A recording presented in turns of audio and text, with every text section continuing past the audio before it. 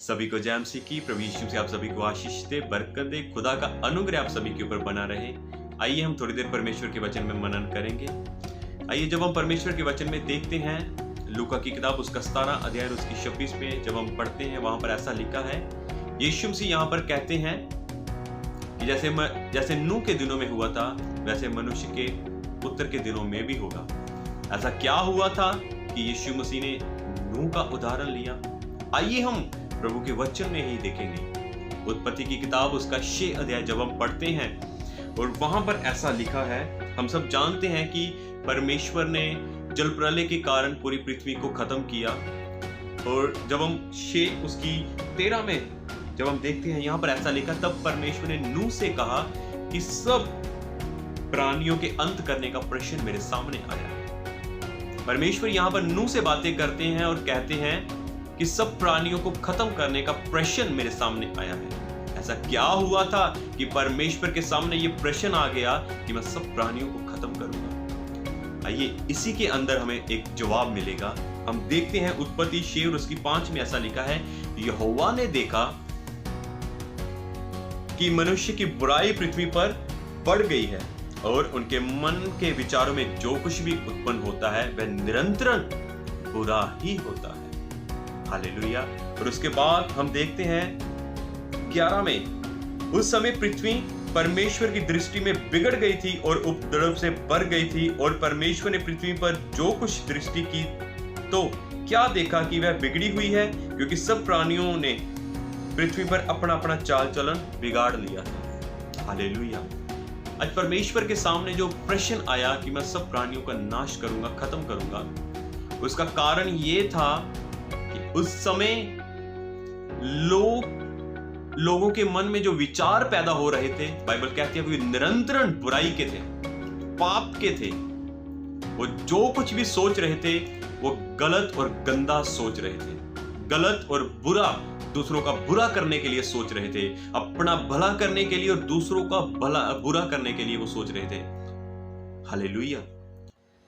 वो बाइबल कहती है कि बुराई पृथ्वी पर बढ़ चुकी थी, पाप पृथ्वी पर पूरी तरह से फैल चुका था, बढ़ चुका था। और जो कुछ भी मनुष्य के मन में विचार पैदा होता था बुराई का था। मैं आपको बताना चाहता हूं कि उस समय लोग परमेश्वर की अनआज्ञाकारिता कर रहे थे। हालेलुया।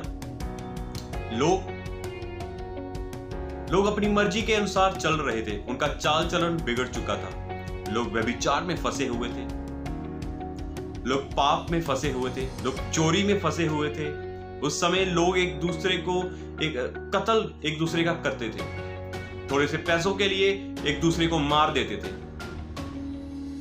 वो बाप बेटी के साथ, बेटा अपनी बहन के साथ, लड़का लड़के के साथ, बहन बहन के साथ, ऐसा पाप, ऐसे घिनौने काम, ऐसे गंदे काम तब हो रहे थे। हालेलुया। किसी को कोई परवाह नहीं थी परमेश्वर के वचन की, परमेश्वर की कोई परवाह नहीं थी। सबसे बड़ी बात कि उन्होंने परमेश्वर की अनआज्ञाकारिता की, उन्होंने परमेश्वर के वचन को तोड़ा। Hallelujah, hallelujah. वो अपनी इच्छा के अनुसार चल रहे थे। बाइबल कहती है कि उनके मन में जो विचार पैदा होते थे वो निरंतर बुराई के थे, बुरे विचार थे। जो कुछ भी वो सोच रहे थे वो गंदा सोच रहे थे, जो कुछ भी वो कर रहे थे वो गंदा कर रहे थे। हालेलुया। और उनका चाल चलन, बाइबल कहती है, पूरी तरह से बिगड़ चुका था। हालेलुया। इस कारण परमेश्वर के सामने यह प्रश्न आया कि मैं पूरी मानव जाति का, पूरे प्राणियों को खत्म कर दूं। हालेलुया। इस कारण जब हम सदोम और अमोरा के विषय में पढ़ते हैं, जब परमेश्वर के दूत अब्राहम से मिलकर आगे जाते हैं, सदोम में लूत के पास जाते हैं, और हम क्या देखते हैं कि लूत जब उन दूतों को देखता है, वो अपने घर में उनको न्योता देता है, बुलाता है। और हम देखते हैं कि जब वो दूत लूत के घर जाते हैं, उनके घर में जाते हैं, हम क्या देखते हैं? बाइबल हमें साफ बताती है कि जब वो दूत लूत के घर में जाते हैं तो उस नगर के लोग लूत के घर में आते हैं और कहते हैं कि इन लोगों को बाहर निकाल जो आज तेरे घर में आए हैं, ताकि हम इनके साथ भोग कर सकें। बाइबल कहती है, लूत कहता है कि नहीं, तो मेरी 2 बेटियों को ले लो, क्योंकि उन्होंने आज तक किसी आदमी का या किसी मनुष्य का चेहरा नहीं देखा, तुम उनको ले लो। वो कहते हैं नहीं, हमें वो 2 पुरुष ही चाहिए। ऐसा पाप तब बढ़ चुका था, ऐसा उनके मन में जो विचार पैदा होते थे वो निरंतर बुराई के थे प्रियजनों, पाप से भरे हुए थे। वो जो कुछ भी सोचते थे वो पाप से भरा हुआ था। हालेलुया। इस कारण परमेश्वर के सामने ये प्रश्न आया कि वो नूह के दिनों में जल प्रलय लेकर आए। इसलिए परमेश्वर के सामने ये प्रश्न आया कि जो सदोम और अमोरा की जो बुराई, बाइबल कहती है कि सदोम और अमोरा की जो चिल्लाहट थी वो परमेश्वर के विरुद्ध बढ़ चुकी थी। इस कारण परमेश्वर ने उस समय जल प्रलय लेकर आया और लूत के समय परमेश्वर ने आकाश से आग बरसाई। हालेलुया। प्रियजनों, आज यीशु मसीह ने कहा, प्रभु का यीशु मसीह के वचन में लिखा है कि जब नूह के समय में जब हुआ था वो मनुष्य के पुत्र के समय में भी होगा। हालेलुया। जैसा नूह के दिनों में हुआ था। और आज हम क्या देखते हैं? आज वही समय आ चुका है प्रियजन। आज वैसा ही पाप आज पृथ्वी पर बढ़ चुका है। व्यभिचार हो रहा है। आज हम कई बार न्यूज के अंदर देखते हैं कि बाप अपनी बेटी के साथ गलत करता है। हम न्यूज में देखते हैं कि भाई अपनी बहन के साथ गलत करता है। आज हम देखते हैं कि लोग पैसा देखकर कुछ औरतें व्यभिचार करती हैं। कुछ प्लेस ऐसे हैं, कुछ जगहें ऐसी हैं, यहां पर कुछ औरतें पैसा देखकर व्यभिचार करती हैं प्रियजन। हालेलुया। लड़का आज के समय में लड़का लड़के के साथ, लड़की लड़की के साथ रहते हैं, शादी करते हैं। तब भी ऐसा होता था नूह के समय में, लूत के समय में, और आज भी ऐसा हो रहा है प्रियजनों। पाप बढ़ चुका है। आज भी इंसान जो कुछ सोचता है उसके मन में बुरा ही विचार पैदा होता है। हालेलुया। आज भी हम देखते हैं, उस समय भी लोग एक दूसरे को मारते थे, एक दूसरे का कत्ल करते थे, और आज के समय में भी लोग एक दूसरे को मारते हैं और एक दूसरे को कत्ल करते हैं। तब भी लोग झूठ बोलते थे और आज भी लोग झूठ बोलते हैं। तब भी लोग परमेश्वर की अनाज्ञाकारिता करते थे और आज भी लोग परमेश्वर की अनाज्ञाकारिता करते हैं। हालेलुया। हालेलुया। प्रियजनों, मैं आपको कहना चाहता हूं कि यीशु मसीह ने कहा कि जैसा नूह के दिनों में हुआ था वैसा मनुष्य के पुत्र के दिनों में भी होगा। इसका मतलब क्या है? क्या अंत का समय आ पहुंचा है? क्या अंत का समय आ पहुंचा है? मैं आपको कहना चाहता हूं प्रियजनों, यस, अंत का समय आ पहुंचा है। बाइबल कहती है अंत के समय में महामारी पड़ेगी, तो हम देखते हैं कि महामारी आ गई है। जगह जगह अकाल पड़ेंगे, तो अकाल भी हम देखते हैं। भूकंप होंगे, लड़ाइयां झगड़े होंगे, जाति जाति के ऊपर चढ़ाई करेगा, तो ये सब बातें प्रियजनों हो रही है। महामारी पड़ रही है। इस कोविड के कारण हम देखते हैं कि कैसे महामारी पड़ी हुई है। लोगों को खाने के लिए पैसा नहीं है, खाने के लिए रोटी नहीं है। ये महामारी है।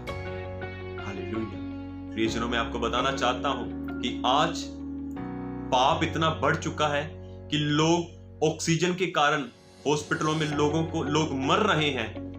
और कई ऐसी हम न्यूज के अंदर देखते हैं, कई हॉस्पिटल ऐसे हैं जो ब्लैक में ऑक्सीजन को बेच रहे हैं। ये क्या पाप नहीं है? ये पाप है प्रियजन, ये पाप है कि लोग मर रहे हैं और हमें सिर्फ अपना फायदा चाहिए। उस समय भी लोग अपना फायदा सोचते थे और आज भी लोग अपने फायदे के लिए लोगों को मार रहे हैं प्रियजन। हालेलुया। आज भी लोग अपने फायदे के लिए लोगों को मार रहे हैं, लोग मर रहे हैं। आज किसी को कोई परवाह नहीं है, आज किसी को कोई परवाह नहीं है। आज ब्लैक में ऑक्सीजन बिक रही है। हालेलुया। प्रियजनों, अंत का समय आ पहुंचा है।